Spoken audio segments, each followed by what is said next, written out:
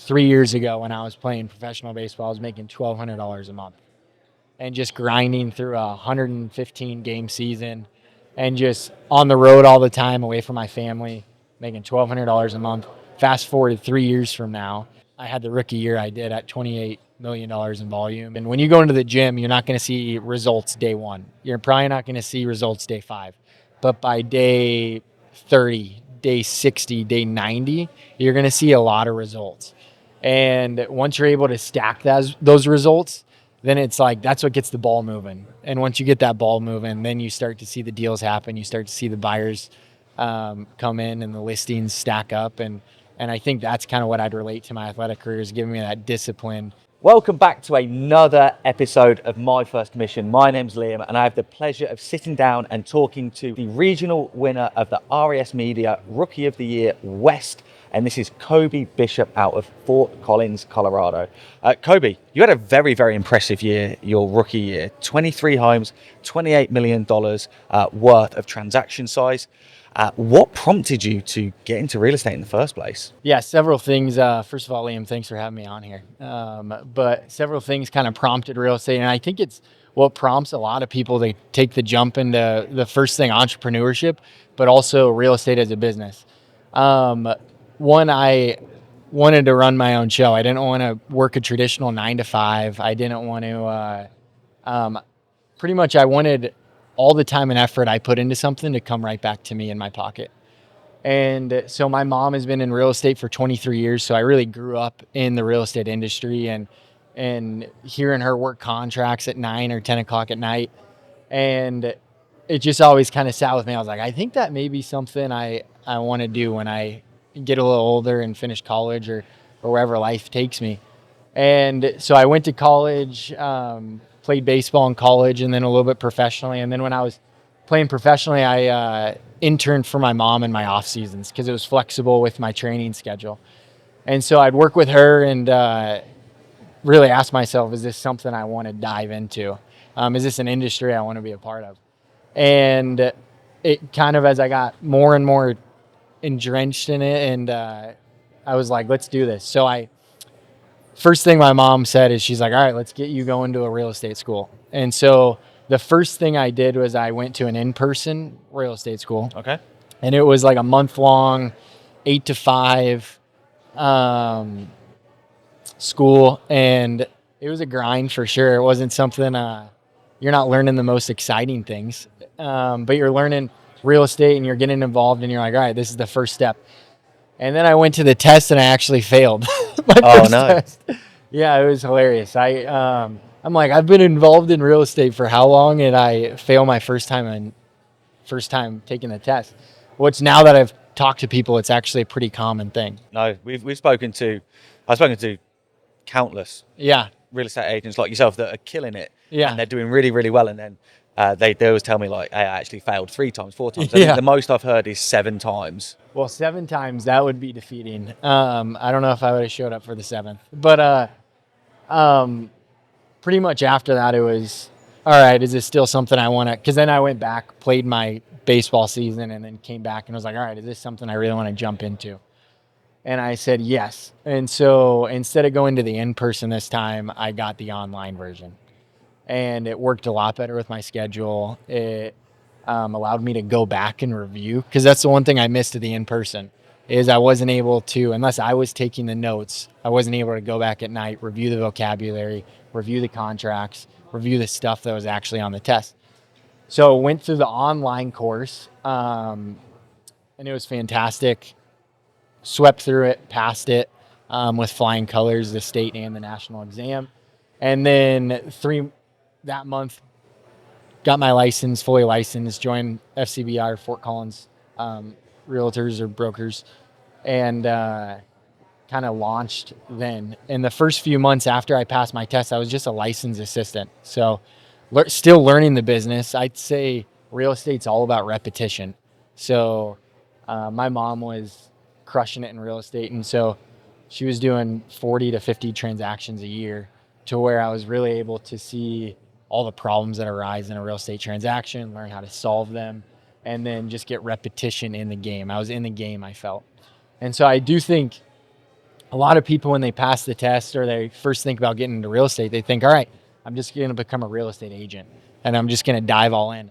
I took a little different approach, and for the first few off seasons and year there, I was just learning and learning and learning, and I wasn't making a ton of money, but it was like a glorified internship.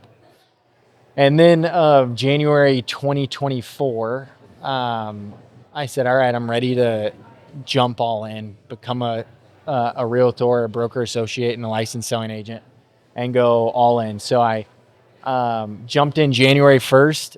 And obviously, like you mentioned, 2024 was a fantastic year for me. And I'd be happy to kind of dive into that as well. Yeah, no, it's really impressive, right? 23 homes a month, what's that, like 2 a month on average, your very first year? A lot of seasoned agents don't get that success. But talk me through the very first deal that you did and how you got that client and made your first commission. Yep, very first deal. So it was funny. When you jump into real estate, it's all about your network. They say your net worth is your network. And so when I jumped all in, I was on my phone and I was calling people I went to college with 5 years ago, people I went to high school with for even a year, and just trying to connect with as many people as possible. And so the first deal I had, it was funny. Along my baseball journey, I went to Concordia University my freshman year and was there for a year and then transferred. And I reached out to one of my buddies who I had met my freshman year of college, which was now 6 years apart from where we were now. And I called him up and he's like, actually, I'm in Fort Collins. I met a girl and we're engaged and we're thinking about moving in together. And I was like, who are you dating? Who'd you get engaged with? And it was actually a girl I went to high school with. Oh, wow. So I pulled 2 connections from this first deal, and they owned separate homes, and they were looking at consolidating both homes, buying one for themselves when they got married and moving in. So my first deal was actually 3, which I was like, this is unbelievable. I hit the jackpot. But it was 2 attached units in 2 different parts of northern Colorado. And then we found them a single family home that they now live in and got married and kind of started that new life off together. But I think if I wouldn't have been dialing the phone, going through past people that were in my life, I would have never have found that. Yeah, no, that's incredible. The first deal is actually 3. That's Yeah. the first I've heard. So when you say you were going back to and you were like sparking up the connections, are you sending texts? Are you using some software? Are you going old school, picking up the phone, FaceTiming them out of the blue? Yeah. So obviously when you pass the test and you start jumping and you walk out of those doors when you pass the test, it's not like someone's handing you the keys to Mercedes of being, all right, you're a realtor, here's your Mercedes, here's your nice house. No, you walk in and you're like overwhelmed. You're like, where do I even start?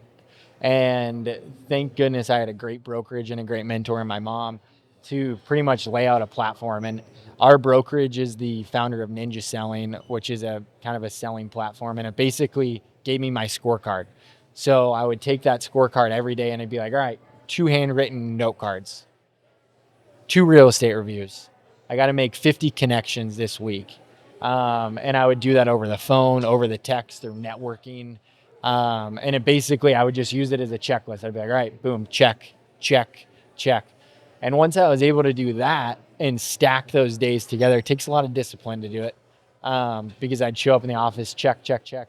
Once you're able to stack days and weeks, then business actually starts flowing. That example I gave you, the first 3 deals, I didn't close those until March.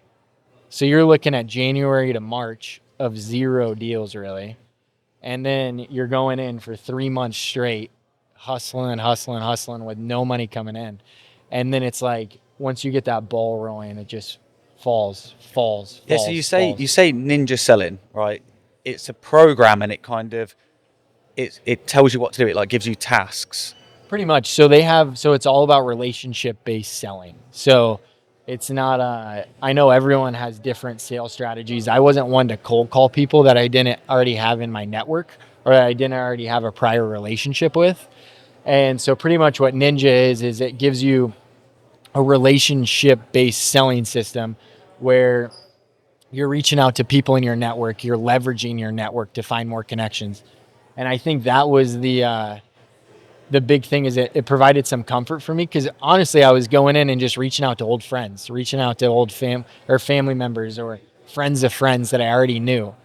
And then it gave you weekly stuff of, all right, do your real estate reviews 2 a week for this group, and then write your handwritten cards 2 a day. And so once I was able to take my network, which is just the whole process of jumping into real estate is overwhelming, but once you're able to shrink it into daily tasks, it was like, boom, now I can just check it off and move on to the next task. Yeah, so as a former athlete, right, it seems like there's a bit of parallel between that discipline and kind of like your workout schedule being there that then translated over. Is there some kind of transferable skill that kind of helped you succeed? Honestly, I think it's a lot of discipline when you're running your own business, and um, no one in real estate's telling you got to be in the office at 8 a.m. or 9 a.m. and you can't leave until 5.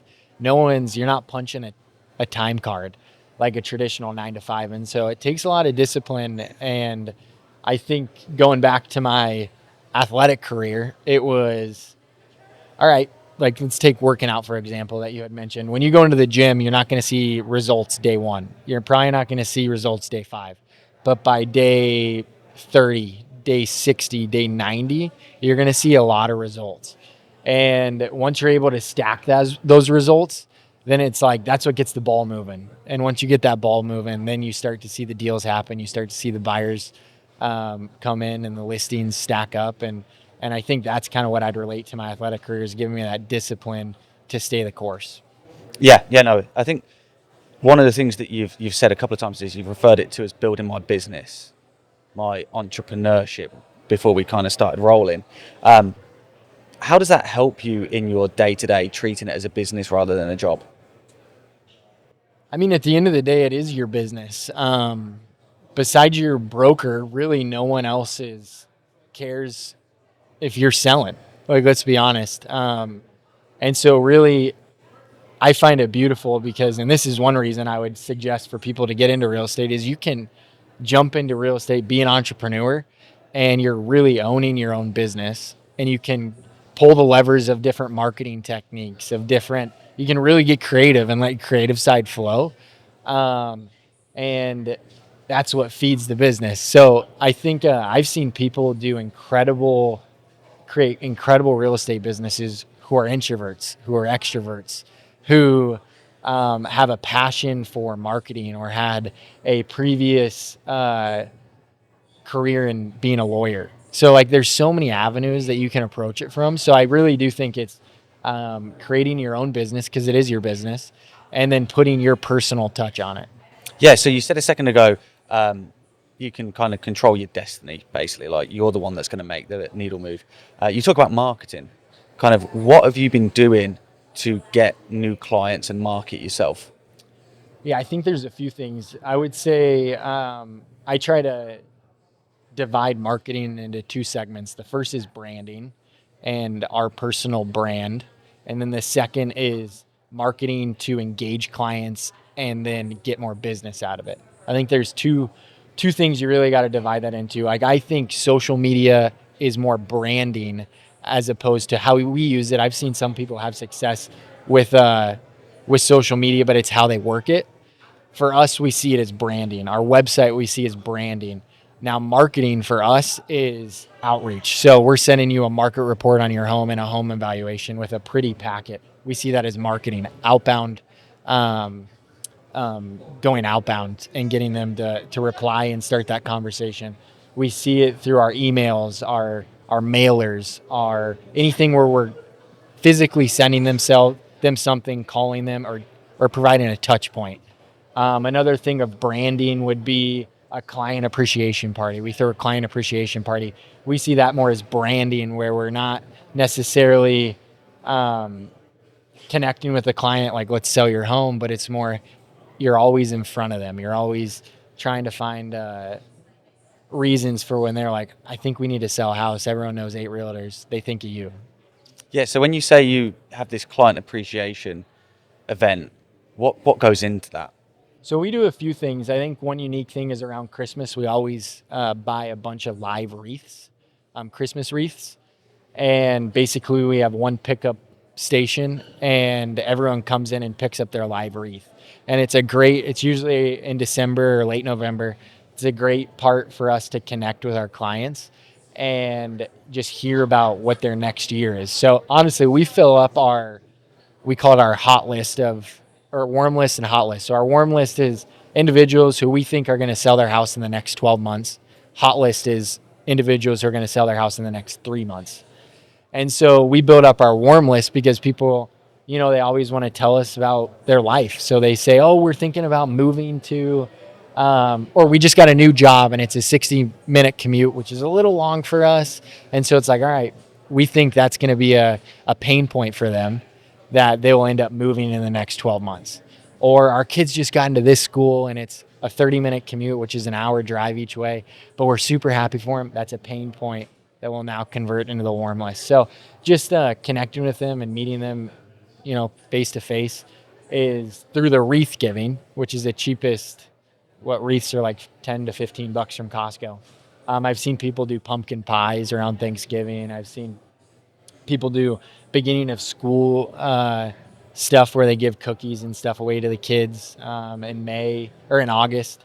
So I think anytime you're doing face-to-face stuff for client appreciation and just getting in front of them, you can start to build up those boards.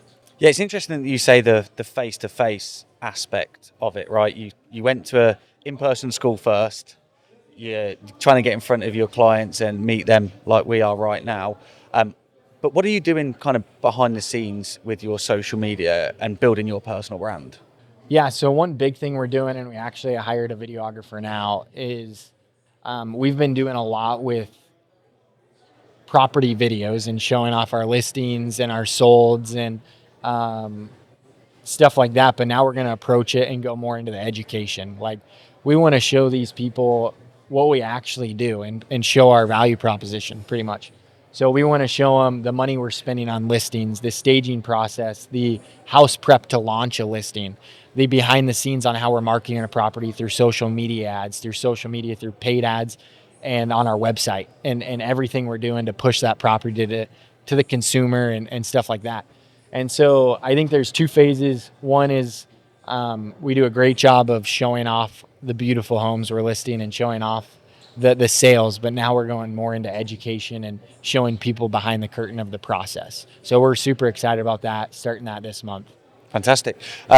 So when it comes to the next kind of 12 months for you, right? You've had an amazing rookie year. You're transitioning into year two. What does the next 12 months look like for you and what are your goals? Yeah, we obviously have very big goals. And it's funny, I have agents come up to me all the time and they go, oh, I just can't wait for rates to drop. And I always try to see things like a glass half full.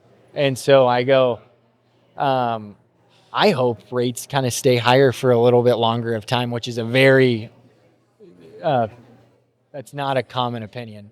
But I see it as if I'm selling and consistently growing my business in a time where rates are high and buyer and seller pressures are there, then once interest rates soften and lower, my business is going to 10x. And so I think if over the last 12 and then now the next 12, we're just really focused on growing, even if it's by 2% or 5% or 10%, continuing to grow, continuing to stack our numbers from the previous year, because we do know that once interest rates soften, that 2% is going to turn into 15%, or that 10% is going to turn into 30%. So you keep saying the word stack, right? It's like it's compounding. So do you set yourself a target every month, every week, every year, and how do you hold yourself accountable to it? Yeah, so I'll tell a quick story here, and it was when I was just a licensed selling assistant to my mom, and my mom's built an incredible business, 23 years in the business, and sells 40 to 50 homes a year, even upwards of 60. And she just came off her best year ever in 2022. And I came in 2023 and I was like, I think we could increase or double your business. And this is when interest rates were kind of rising. And she's like, "You're crazy." And for some reason, I don't know why. It's like I don't know why I thought that, but to my core, I was like, well, there's one person doing this business. If we add a second, we're going to double the business. And it was just me not knowing the industry that well and just kind of being like, all right, we're going to go get it. And by August of 2023, so every month I'd be like, all right, here's our GCI goal. We're going to get to X amount of GCI. We're going to get to X amount of volume. And every month I would tell my mom, all right, what are we doing to push this? What are we doing to push this? And so there was always that thought in the back of our head. And my mom every month would be like, you're crazy. Like, there's no chance we do this. And we got to August, so month 8 of 12, and she's like, holy cow, we're going to do this. We are going to do this. We're going to get to our goal. And I said, I told you so. And in 2023, we ended up adding 40% to her business in 1 year. And she met an incredible mark that we really didn't even think was possible. I thought was possible.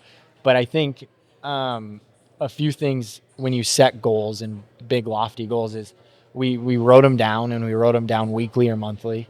We talked about them, told each other, and then we put processes in place on how to scale it to that level. And I think you really got to get strategic about your goals and then how to implement them and how to achieve them. Yeah, no, I think that's really powerful for any new agent that's getting into the field, right? That's a super interesting nugget. Now, if someone is watching this and they're thinking about getting their real estate license, but they haven't got it yet, what would you say to that person? I'd say jump in. I think I like to look at it from a few perspectives here, and definitely hearing from other realtors and talking to them on just about 90%, maybe even more than that, had a former career before they jumped into real estate. And there's always that 12 to 24 month period where they're half in, or they're like maybe dipping the toe into real estate. Should I do this? And maybe they have a family member selling the house and they're like, let me just see if I can do this.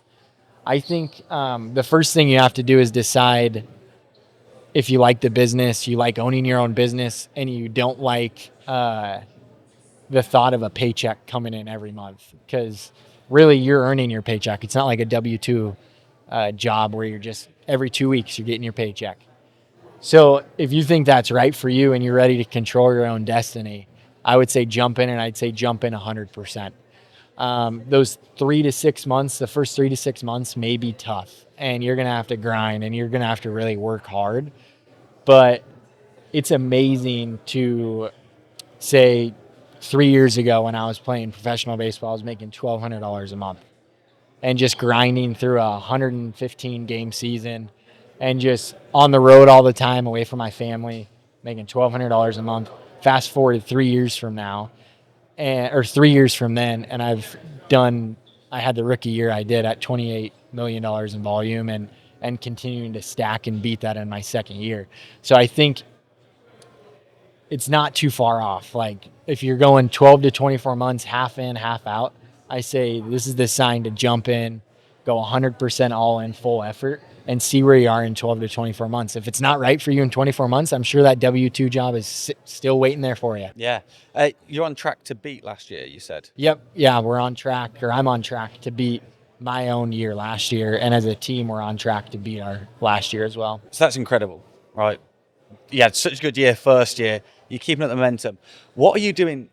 Are you doing anything different this year than you were last year, because now you've got more experience? I think so. As a rookie, I was chasing every lead. I didn't manage my time well, so I was working 60, 70-hour weeks because I was always following up with the lead. Oh, you want to see this house? You want to see that house? So I think rolling into my second year, I'm getting a lot more. I'm prioritizing my time, and I'm not necessarily working less as a whole, but maybe I'm working less or just getting smarter on how to vet leads. And then that's turning into more time for me to put back into our business and marketing and finance and how we structure our business. And so I think the first year was about hunting and farming our database. And then now the second year is continuing to farm, continuing to grow our business, but also spending time on the branding, on really creating a long-term success from this. Yeah. So you also keep saying our business, we, right? You work with your mum, right? Yeah. Some people may not have that luxury where they have like a family business they can go into. Yeah. Um, how have you found it working with your mum and building this incredible business together and Yeah. up-leveling both of your careers? Yeah, I think it's funny. I get that question all the time. And I always say the reason I'm able to work with my mom so successfully is because, first, we can tell each other how it is. It's like New Yorkers. I always think of New Yorkers because it's a foreign language to Coloradoans because we're always so nice to people. But when I went to school out in New York, people would just tell you how it is. And it wasn't a sense of not loving or trying to be angry at you, but they were like, that's not how we do it. This is how we do it. And you get to and so that's what we do. We tell each other how we're doing it or how we would change it, and we don't take offense to it. We're like, you know what? I get exactly what you're saying. That's a better way to do it. Or you're right. I probably should not have gone about it that way, and we're learning from our experience. And so I think that's one reason is we can just tell each other how it is. And the second reason is because we both work extremely hard and we both are pulling the same rope. So when I'm hustling open houses on the weekend or something, and my mom's chilling with my dad and enjoying some family time, I always know it's going to come back. I always going to know I'm going to have some time with my family, and she's going to be hustling business. So I think pulling the same rope and being able to, spearhead stuff that may not be that may be bugging us right off the bat. Yeah, and we see a lot of people go and interview, and we recommend going to talk to multiple brokerages before you get your license, right? So that when you get your license, you can hang it with the right brokerage. With your mum, what's one thing that you think you've learned from her because of her experience in real estate? Yeah, I think a few things that are super important. So she gave me advice right off the bat. She said, operate your business like a storefront. So, which is funny because we've talked about the ability to not do a 9 to 5 and how real estate gives you the opportunity to do that. But I operated my first year like a 9 to 5 business. I'd go into the office and I'd work 8 to 5, 9 to 5, and then I do open houses on the weekends, and you're working a lot. But when you're in the office and you're operating like a storefront, you're open for business. So you have to be working all the time. Whereas I see some people, they have no plan for the day or no time block, and that's where they get in trouble. They don't have the guidance.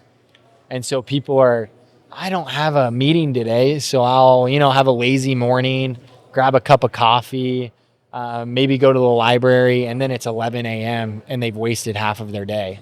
So I think really getting a set schedule for the first 2 to 3 years, where your business isn't fully built and you're not continually, trying to go to appointment to appointment. I think operate like a storefront, 9 to 5. And then the second is, she said, always answer your phone. So when someone calls me or a lead calls me, I try to get back to them as soon as possible. And there's studies on the quicker you get back to it, it builds consumer trust and confidence, and they usually end up going with you. And so I think always answering your phone, which is crazy in real estate, it doesn't happen. I can't even tell you how many agents I've tried to reach out to because I have buyers that are interested in their property and they just never pick up or never call back.